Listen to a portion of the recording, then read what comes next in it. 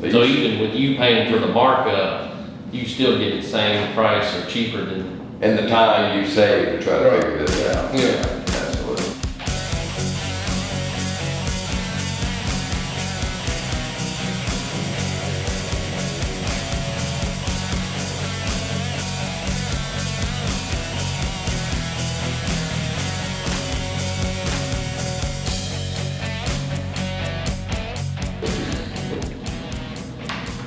Good evening, YouTube, Profit Diggers. Chris Work has a joke he'd like to share with us. Oh, I can't tell that on the ProfitDig channel. Okay, fair enough. If you appreciate the content we're providing for you guys, Right. No, go ahead. No, I'm sorry. Producer Jay. Our little recorder has this built-in little sound effect. Yeah. Like it's got a drum, snare roll. No.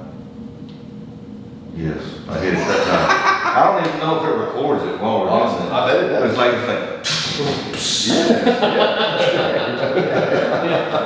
Fantastic. I might just keep trying to see if it does. Yeah. You probably don't want to like this video, but we ask that you do. it's like even tolerate. Yeah, right. Right. Yeah. Yo, hopefully you didn't just smash your laptop. Yeah. I'll do the lead in again. We can scrap this. All right, good. Yeah. You gonna let that roll? It's good material. Oh, okay. All right. Well, it's a long material. We should do a long time. Shoot. Yeah. Well, it was got like 12 minutes left. Okay. All right. Go. Jeff Spencer. Yes, sir. We were talking about silt fences. Right. Now, there's a lot of areas on the job where you might be able to save money, maybe able to cut some costs in a safe way. Yeah. How are your feelings about silt fences? Is this an area you can cut costs on? No, I mean, I would not try to cut costs on it. And right now, we're primarily talking to, the newcomers, people just getting into business. And, if you've been in business for a while, you've had the experiences that I've had, and you know yourself, that the CYA factor is to do the best you can do on all your environmental control. Not just silt fence, but every aspect of it. I mean, there's a lot of stuff that we haven't even talked about, like erosion nails, straw bales, wears, different things, you gotta put in place, to capture the silt and runoff from your project to save other properties, that join you, or to save, silt from getting into waterways. You want to keep them out of your waterways, drainage ditches, keep them out of your creeks, rivers, so on and so forth. In which, if you don't do that, a lot of times if you haven't put things into place, then it comes back on you as a liable contractor. So there'll be cleanup work at your cost, there'll be fines and penalties at your cost. In my opinion. And when you talk about cleanup work, what kind of cleanup work would you be doing? Well, it just depends. Like if it's a creek, for instance, or a river, something of that nature,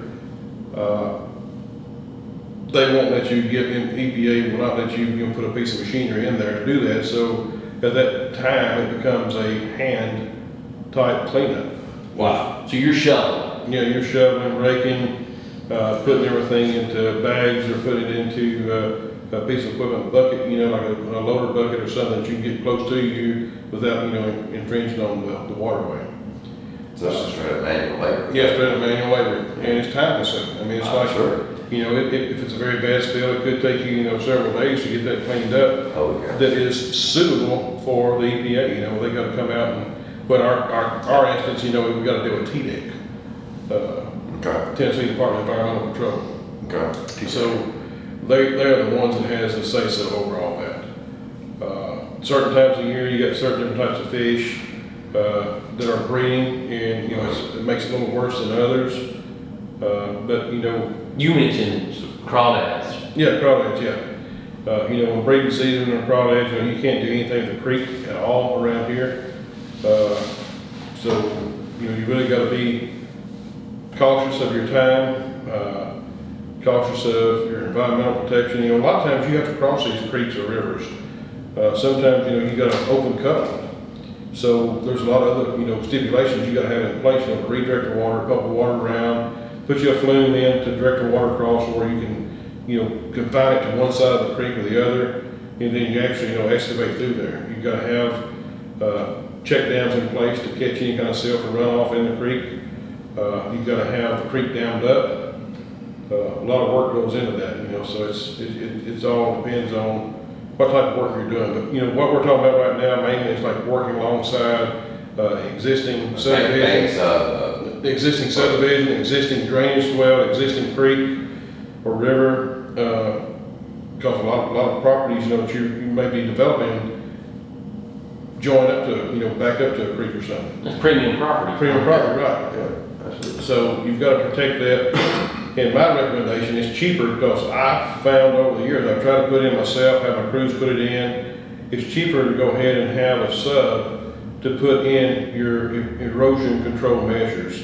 Now, like a construction entrance, I may go ahead and put that in myself, but silt fence, erosion hills, straw walls, check dams, stuff of that nature, I may go ahead and get my erosion subcontractor to put those measures in for me.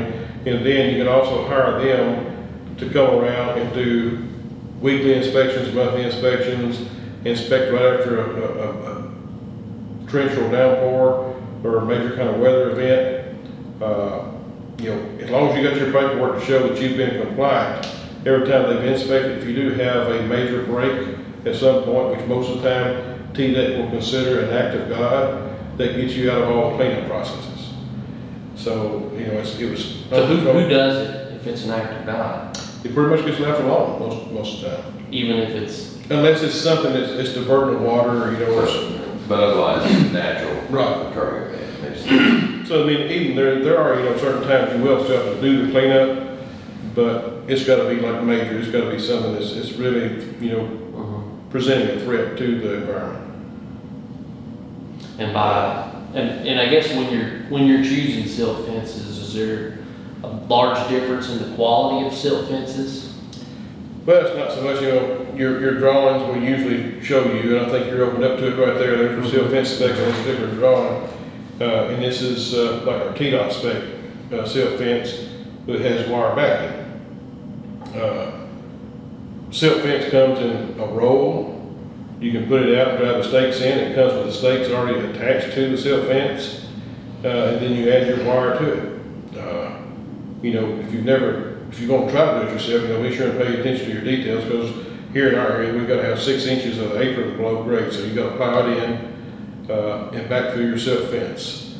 But like I said, those guys, your subs, they do this day in and day out. They can do it a lot faster, a lot more economical. Let them handle it. And they can also buy the product at a discount rate, cheaper than you can get it anywhere.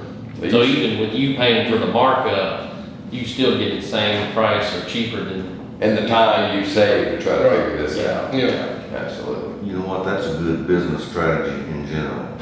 Find ways to leverage your time. Exactly. If there's a piece of your business that somebody else can do faster and cheaper. Right. Absolutely. Yeah.